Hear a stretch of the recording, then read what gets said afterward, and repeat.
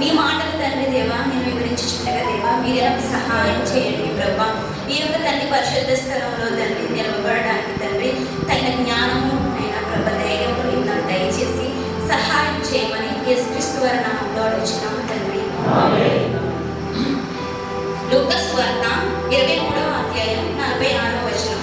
అప్పుడు యేసు గొప్ప శబ్దముతో కేక వేసి, తండ్రి నీ చేతికి నా ఆత్మను అప్పగించుకొనుచున్నాను అనెను.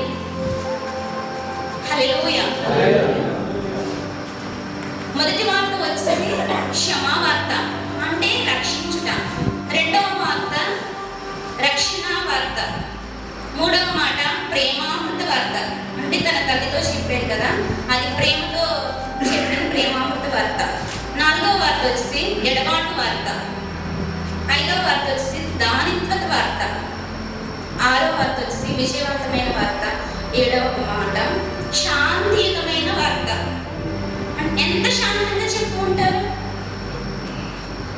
యేసుక్రీస్తు వారు శిలువలో పలికిన 7 మాటల్లో ఆయన ఏ పని సరే ప్రారంభించినా సరే మొదట ప్రార్థనతో ప్రారంభించి ప్రార్థనతోనే ముగించేవారంట. అలాగే మొదటి మాట కూడా ప్రార్థనతోనే ప్రారంభించారు. అంటే తండ్రి అని తన తండ్రికి విజ్ఞాపన చేశారు.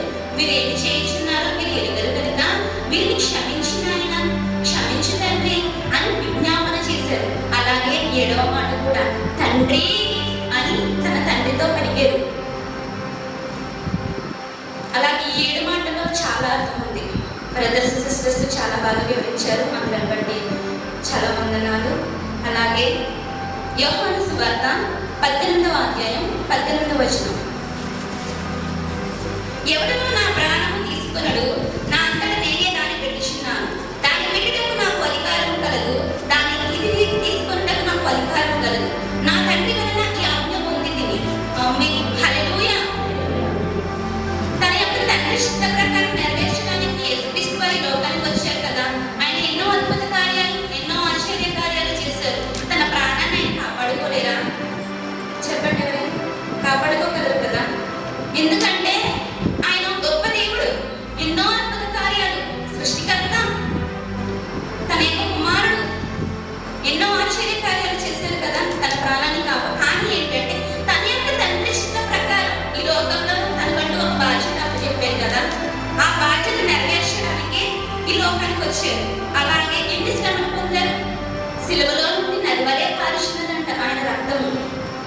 150 kgs అంట సిలువ బరువు.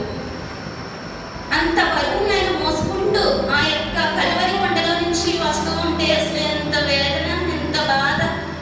అసలు ఓపిక ఉంటుందా? శక్తి ఉంటుందా? ఉండదు కదా. మనం ఏమైనా కొంచెం బరువు మోయాలంటేనే చాలా క్షీణించిపోతాం. ఆయనకి ఏమైనా ఆహారం ఉందా? అసలు ఏమైనా తిన్నారా?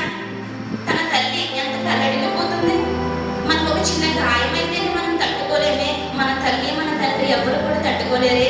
మరి ఆయన ఒంటి నిండా కూడా కురడా దెబ్బలు ఇన్ని ఉన్నాయి. తన యొక్క తలపై ముళ్ళ కిరీటం. తన తల్లి మనసు అసలు ఎలా ఉంటుంది? ఎంత తల్లడిల్లిపోతుంది, ఎంత వేదన, ఎంత శోధన. మన యొక్క పాపము బట్టి కదా ఆయన అంత శిలువ మరణ శిలువ వేదన కూడా చెందారు. అసలు నేను ఈ వాక్యం చదువుతున్నప్పుడు నేను సాంగ్ వింటున్నా. కరుణామయుడు మూవీలో సాంగ్ వింటుంటే అసలు చాలా హార్ట్ఫుల్గా హార్ట్ టచ్ అయింది. ఎంతగా అంటే ఇన్ని శ్రమలు పొందారా. అలా వీడియో చూస్తుంటే చాలా బాధ అనిపించింది చాలా. అలాగే మనం కూడా తన యొక్క తండ్రి చిత్త ప్రకారంగా ఆయన అడుగు జాడల్లో నడుచుకుంటూ ఆయనకు తగినట్టుగా ఆయన యొక్క బాటలో మనం నడుచుకుంటూ ఆయన స్తుతించుకుంటూ రక్షణ మనసు కలిగి సహోదర ప్రేమ కలిగి ఐక్యతతోనూ ఆయన పోలి మనం నడుచుకుందామా. లూకా సువార్త 23వ అధ్యాయం 44వ వచనం. అప్పుడు రమారమి మధ్యాహ్నమాయెను. అది మొదలుకొని 3 గంటల వరకు దేశమంతటి మీద చీకటి కమ్మెను. సూర్యుడు అదృశ్యుడైన, గర్భాలయం తెర నడిమికి చిరిగెను. యేసుక్రీస్తు వారు ఎన్ని గంటల నుంచి ఎన్ని గంటల వరకు సిలువపై ఉన్నారు? ఎవరికైనా తెలుసా? అసలు ఎన్ని గంటలు సిలువ వేశారు చెప్పండి. ఎన్ని గంటలకి స్టార్ట్ అయింది? ఎన్ని గంటలకి? ఉదయం ఎన్ని గంటలకి స్టార్ట్ అయింది? 9 గంటలకి. 9 గంటలకి సిలువ వేయబడ్డారు. 6 గంటలు అంటే ఎండ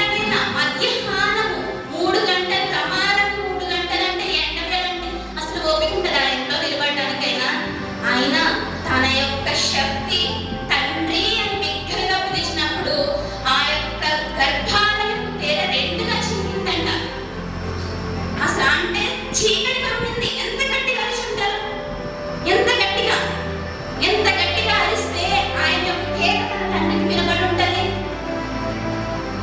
అసలు ఓపిక శక్తి లేని ఆయనకి అంత శక్తి ఎలా వచ్చింది? తన తండ్రి ఇచ్చారండి, తన తండ్రి దగ్గర నుంచి పొందుకున్నారు. అంత శక్తిని పొందుకున్న ఆయన మన కొరకు, మన యొక్క పాపముల నిమిత్తమై తన యొక్క ప్రాణమును అర్పించి మనం ఓన్లీ జ్ఞాపకం చేసుకోవడమే. ఇది మనం ఆచరించడం కాదు, అన్న చెప్పినట్టు పద్ధతిగా పాటించడం కాదు, మనం జ్ఞాపకం చేసుకుంటున్నాం. 33.5 సంవత్సరాలు నాడి వయస్సు ఆయనది, యవ్వన కాలపు వయస్సు. ఆయన యొక్క రక్తము 6 లీటర్లు ఆ యొక్క సిలువలో పెరిగిపోయిందంట. 6 లీటర్ల యొక్క రక్తం పోగొట్టుకుంటూ ఆ శ్రమను పొందుకుంటూ అసలు ఎంత వేదన చెందారు, ఎంత బాధ, ఎంత భయంకరమైన వేదన. అలాగే మన యొక్క ఆత్మలను కూడా దేవునికి అప్పచెప్పుకున్నప్పుడు కనీసం మన మారు మనసులే. దొంగ ఎప్పుడు మారు మనసు పొందాడు? తన యొక్క ఎన్ని దొంగతనాలు, ఎన్ని హత్య కార్యక్రమాలు, ఎన్ని స్త్రీల పట్ల చాలా సభ్యకరంగా ప్రవర్తించేవాడంటే ఆ యొక్క దొంగ పేరు వచ్చేసి గెస్మాసిస్ పేర్లు గుర్తుపెట్టుకోండి. ఆ దొంగ ఎంత మారు మనసు పొందాడు? అది ఎప్పుడు? చనిపోయే ముందు. తన్ని ఇంకా సిలువ వేసిన యేసు ప్రభు గారి పక్కన ఉన్నారు కదా, చనిపోయే ముందు తన మారు మనసు పొందాడు. అలాగే అట్టే రీతిగానే మనం ఒక ఎగ్జాంపుల్ చెప్తున్నాను. చనిపోయే ముందు అడుగుతారు కదా, దోస నీళ్ళు పోస్తారు, ప్రాపర్టీస్ ఏమైనా ఉన్నాయా, నీకు ఏంటి చివరి కోరిక ఉందా అని అది కాదని అడగవలసింది. అప్పుడైనా ఆ యొక్క చనిపోయే ముందైనా నిన్న మారు మనసు కలగాలి. ఆ చనిపోయే ముందైనా సరే, తండ్రి నీ చేతికి నా ఆత్మను అప్పగించుకుంటున్నాను, ఇప్పటి వరకు నేను చేసిన పాపాలని క్షమించండి, ఇప్పటి వరకు నేను చేసిన తప్పులు తప్పిదములన్నీ నేను ఒప్పుకుంటున్నాను. కనీసం అప్పుడైనా సరే నీవు మారు మనసు కలిగి ఉండాలి. తన తండ్రి, మన యొక్క తండ్రికి, మనల్ని సృజించిన తండ్రికి మనము ఆత్మను అప్పగించుకునేటప్పుడు అట్టి రీతిగా అప్పగించుకోవాలి. కానీ ప్రాపర్టీస్ అంత పెట్టాను, డబ్బు అంత సంబంధించిన అధికారాన్ని చెప్పవలసింది. ఆ యొక్క ఒక్క క్షణం విత్ ఇన్ సెకండ్ లో మనం దేవునికి మొరపెట్టుకోవాలి. విత్ ఇన్ సెకండ్ లో ఆ చిన్న అవకాశం, అదే ఇంకా అవకాశాలు లేవు.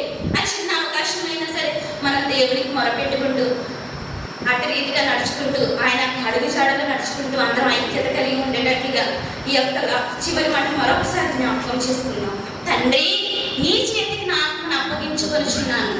ఆమేన్, హల్లెలూయా. నా ఈ చిన్న మాటలు దీవించి ఆశీర్వదించుగాక. ఆమేన్.